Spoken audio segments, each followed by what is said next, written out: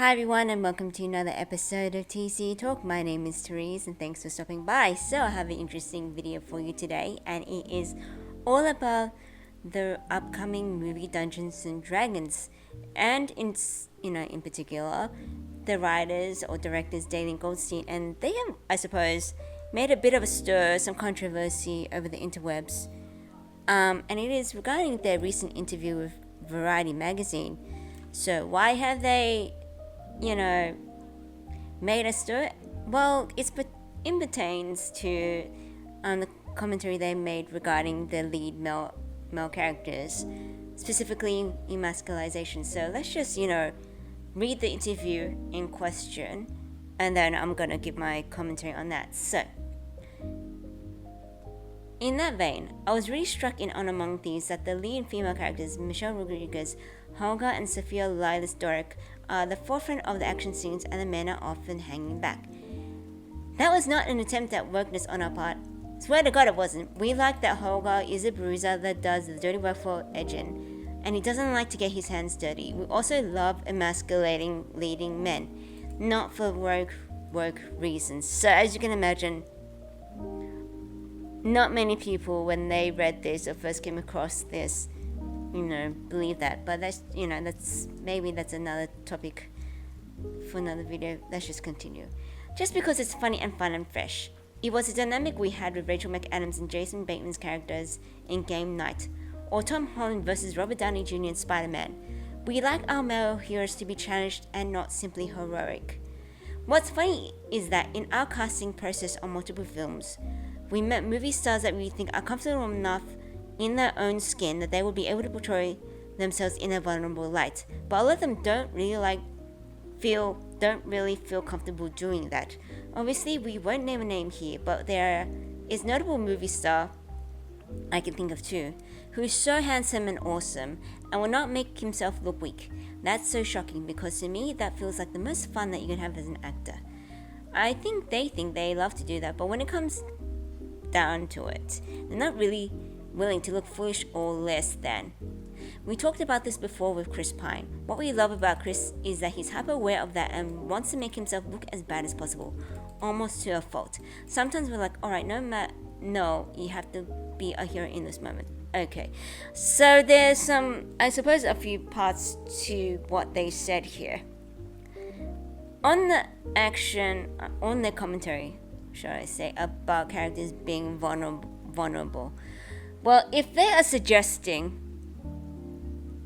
the audiences don't like characters or protagonists who are perfect, I understand. I sort of understand what they're trying to say, but here's the thing, which comes to my mind. Very often, this doesn't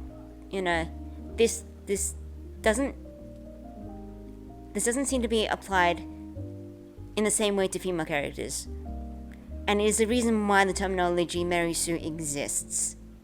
Do you get what I'm saying? And as far as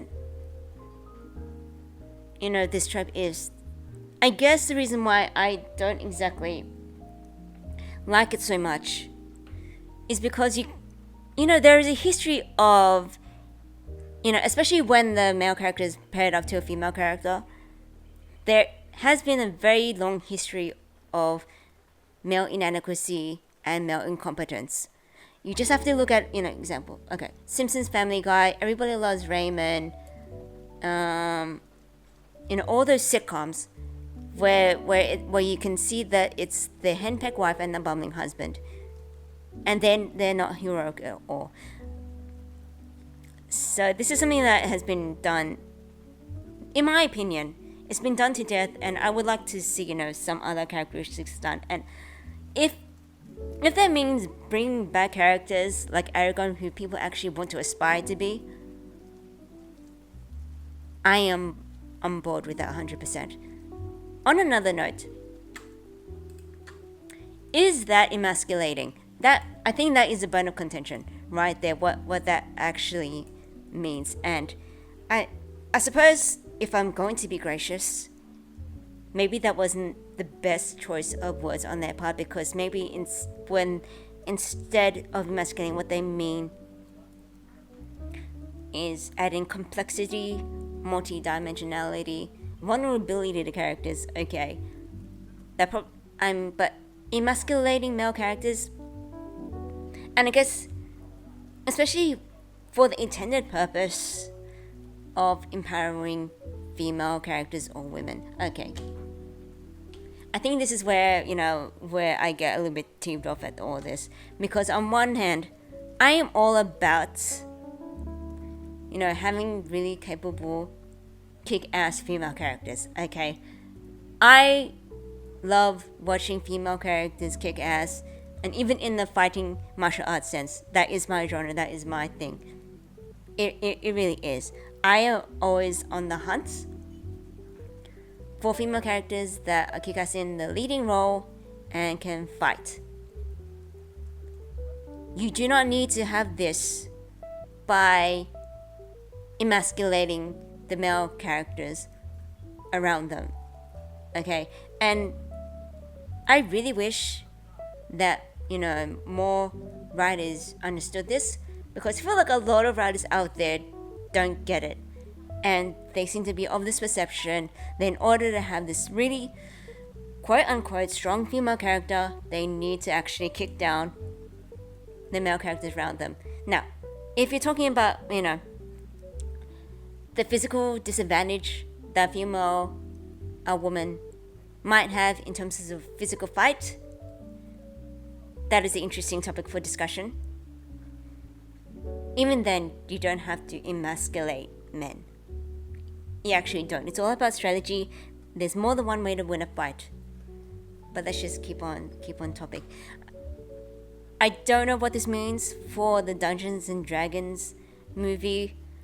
I think a lot of the response from what I've been finding is that because of this, among other reasons, a lot of people have been turned off by a lot of recent movies. Anyway, I suppose out of curiosity, I watched the movie and decide then. I guess it's just interesting. In fairness, I guess in trying to be fairness, this is actually a very small discussion of a very long interview that they had. So if you're, curious as to how they came up with this, do give it a read. It is on Variety website. Here's another thing which I think has been looked over. Let me see if I can find it. Okay, there it is. To be able to do the kind of storytelling at the level you want to do you feel you have to find a way into a franchise versus writing an original story? Do you see where this is going? Goldstein. Using existing IP certainly greases the wheels. Any meeting we have with a studio head starts with, here's 4 things we own. Got any interest? To some extent, I think we use intellectual property as a bit of a costume to get ourselves in the door. We're still going to make the movie that we want to make. It just makes it all a bit easier to get it going if it has something that people are very familiar with. And on that question as to why Hollywood can't seem to come up with original concepts, original ideas, and just seems to be hell-bent on either creating sequels or adapting previous intellectual properties, not that makes it any better, I suppose, but I guess it's just, maybe it's vindicating for some who suspected this, already. So yeah, I guess that's all my comments I have on this topic for now. I may, because I always might have new thoughts that come around later down the track. What are your thoughts? What are your thoughts on the recent commentary, on, Dungeons and Dragons? Are you looking forward to the movie? What do you think about the trope or the tendency, especially in recent times, to emasculate men and male characters? And what are your thoughts on strong female characters? Let me know. And I'll see you next time.